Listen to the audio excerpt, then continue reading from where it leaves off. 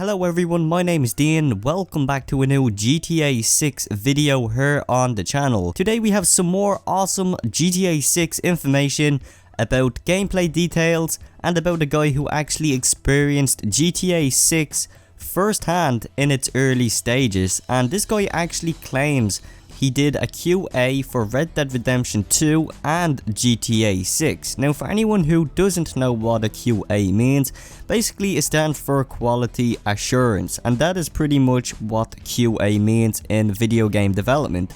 And this guy actually gives us a bunch of details that you are going to find very exciting, and there is a ton of information on this post.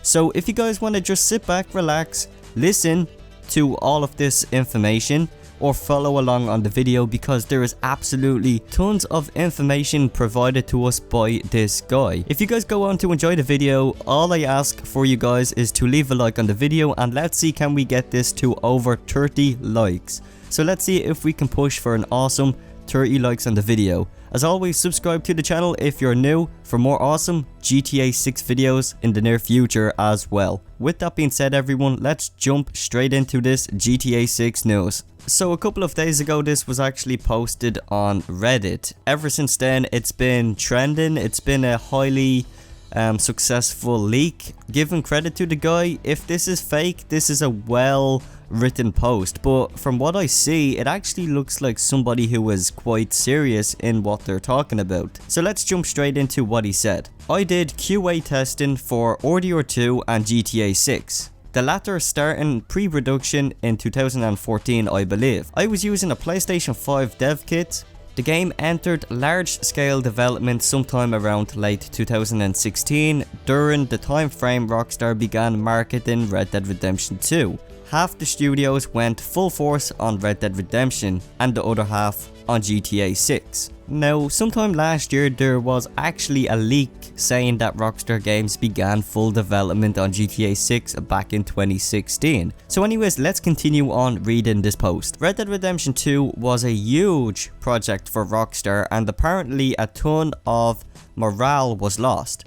The game makers weren't even sure if they were making a game that was fun to play, as the studio heads kept pushing everyone to incorporate all of these state-of-the-art immersive qualities and attention to detail, especially in the wildlife and visuals department. Overall, Red Dead Redemption 2 was a daunting project that sucked the soul out of just about everyone. However, the Rockstar guys were pretty adamant about returning to the series and revisiting the Van der Linde legacy, they liked to call it. They were very fond of the story and they had created for Arthur Morgan. It was essentially their sole game, but RDR2 was also sort of seen as a test mule for GTA 6. Even though a ton of passion and blood was put into it, and the producers behind it were more than confident in it being a critical success just off brand and hype alone, they ultimately knew a techie game had to be made before GTA 6 just to see where the company's footsteps was in the next gen sphere. Rockstar knew GTA 6 wouldn't be feasible on the PlayStation 4 and Xbox One if they wanted to pull off a generation defining GTA title that pushed the bar. They also had RDR2 on their hands. GTA 5 was also kinda seen as their main line. GTA, since it originally came out on the PlayStation 3 and Xbox 360's deathbed, but had a ton of staying power even today as we're approaching the 9th generation. Overheard some mates at the studio joking about GTA 5 being a one-man casino for Rockstar, the game that just keeps on giving. Anyways, RDR2's engine is sort of a precursor to GTA 6. You might have noticed just how amazingly crafted and realistic the volumetric clouds were in RDR2's skybox, despite only ever being able to take in the skies in one mission, the hot air balloon one. This is because GTA 6 is reusing / building off the skybox in RDR2, since the game has a heavy emphasis on air travel. I've flown a military jet in the game and the world from above is truly a marvel. What Rockstar managed to achieve is extraordinary and will push the open world genre to unseen limits. It almost felt like a privilege being able to play the game even in an unfinished state, before the world is ready to experience it. The game on ground level is still in early stages and wasn't all that pretty. I can only imagine the final product though. All the main roads and streets were laid out, but not everything was completed or fully detailed. Lots of bland geography here and there. The artists still have a lot of work to touch up, but the map is huge, like stupendously huge, hence the game's emphasis on air travel. It makes GTA 5 look like a schoolyard playground. There are an array of atmospheric effects that bring out the life in everything. Light pollution, hurricane winds, morning fog, etc. I've never seen an open world game this realistic before. The playable game territory encompasses two major cities. Carcer City, which is sort of this dirty East Coast area based on Boston, and then Vice City based on Miami, Florida. Every individual county is named as well. I can't remember the names right now. I think Scout County was one. The game is also divided into 3 states. I spent more time in Carcer since I found it to be more interesting. It is however easy to get lost in since a lot of the roads are so spirally and don't follow a classic grid pattern. I've encountered some deviant statues in the Charlestown knockoff area. I was told a historic tour would be a side attraction in the game. I also fast travelled via the Blue Line train which took me to the airport area. There is also an abundance of towns, shanties, waterfronts, suburbs, hideouts and wilderness between the 2 cities, and a military base in Florida region where I stole my jet.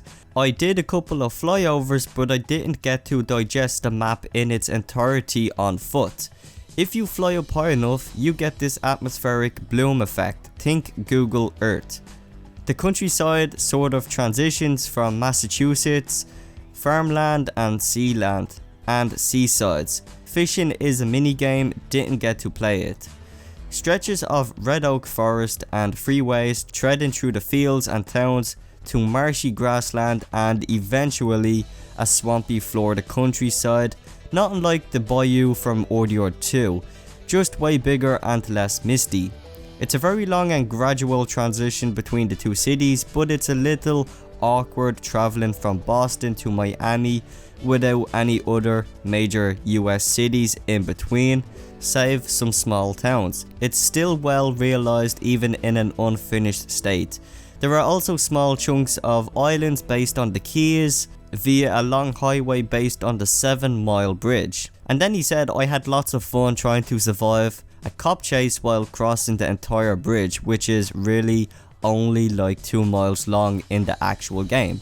The aesthetic of Vice City's area is very small to the bayou and Guarma from RDR2, again think Test Mule. The water effects are on par with Sea of Thieves, just stunning. There is underwater exploration as well, but I didn't spend too much time below the surface. Overall, the map design is the most authentic yet in a Rockstar game. It doesn't feel as gamey as RDR2 or GTA 5, where biomes felt compressed next to each other. They really went all out and it shows. I felt very overwhelmed exploring such a huge and richly detailed game world. I can't even remember everything, so many roads and huge spaces. It'll take many long hours to memorize this map without relying on the radar. I didn't get to play any minigames or story missions. In fact, I don't even think the character I controlled was an actual protagonist. He looked like a generic NPC model, no voiceovers or lines. Just an avatar to explore the world and test the game with. That isn't to say the story isn't in the works, it's well into production. I just didn't get to play any of it. I do know that multiple protagonists are a thing. 2 of them might be siblings. One of them is an undercover cop or something. Think Departed movie. Apparently the groundwork for mission design has been completely revamped. You can permanently abandon some missions or take different routes that sprout different consequences. Each protagonist can manufacture their own story beats, but in the end, overall storyline will stay intact, so it's somewhat linear. Missions are mostly set piece based from what I've been told. Again, I didn't actually get to play any story missions, but a fellow tester gave me a basic outline of it. Lots of newly modelled cars too. I did spot a couple of OGs like the Sabre GT. The game has this reboot aesthetic, if that makes sense. A lot of samey qualities that make up in a GTA game, but more detailed than ever. I saw a newer looking Lamborghini on Oceanside that I could tell was supposed to be an Infernus, even though it was a different model than the one featured in GTA 4 and 5. I didn't see any returning vehicles from GTA Online expansions. Like I said, all the core vehicle designs seem to be rebooted, with the exception of a few vintage cars like the Sabre. Gunplay felt somewhat unfinished when I played it, almost identical to GTA 5's with a clunky cover system.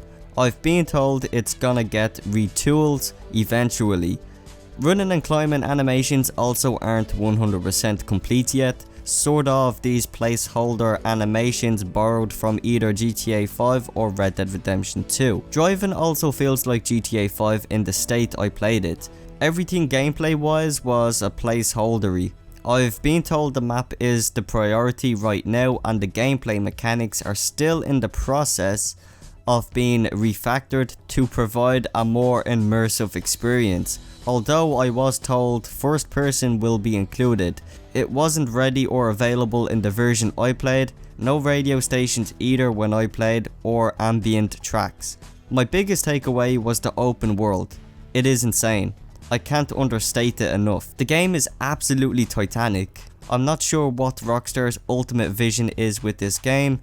Mechanically, it's still very GTA, but it is a technological beast. A splendor of modern game design and a Hollywood budget. I don't even want to know how much money they poured into it. The HUD. Basic circular radar like in Red Dead Redemption 2 and GTA 4.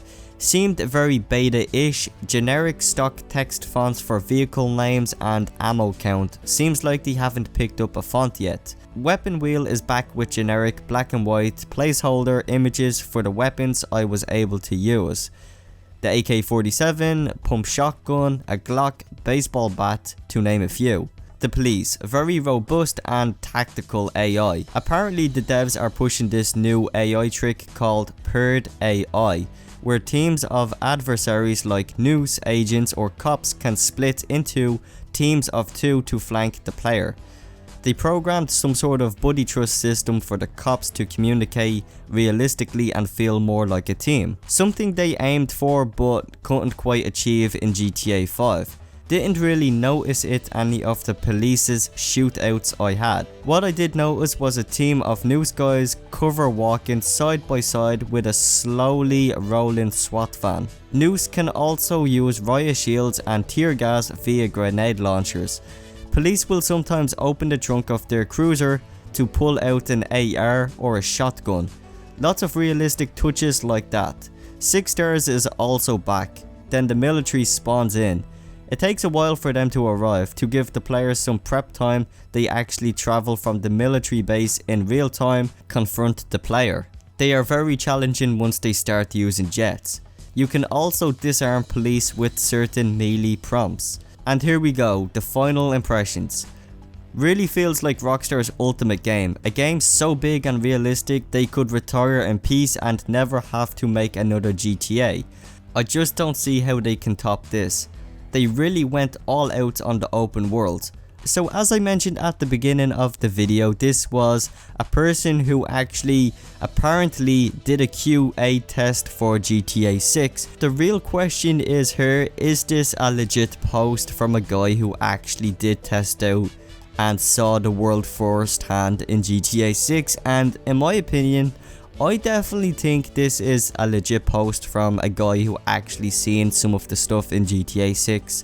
And the reason why I say that is because, one, this post is well written and the guy actually goes into so much detail that none of us would probably be able to even think about, and it's absolutely amazing the amount of detail this guy went into, and it's only something you could come up with if you've seen it for yourself. Second of all, normally with leaks, people do manage to just write out a list of stuff and don't actually go into full depth.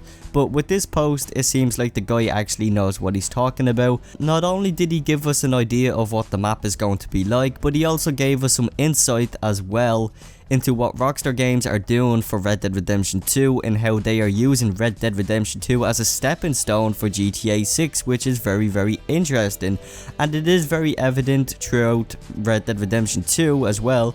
As we've seen, Project Americas was also hidden in the codename in Red Dead Redemption 2 in the game files.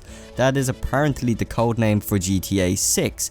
So it is making a bit of sense now that this is all coming out, and with any luck, sooner or later we are going to hear the first official details for GTA 6. But anyways, I know this has been a long video. I know it's been like over 20 odd minutes or whatever, but if you guys enjoyed this and if you enjoyed all of the details mentioned in this video, definitely leave a comment, because I would definitely love to see all of your comments and I would be very interested to see what you guys have to say. Anyways, with that being said, my name is Dean. I thank you so much for watching the video if you made it to the end. But with that being said, I will see you all in the next one. Stay cool.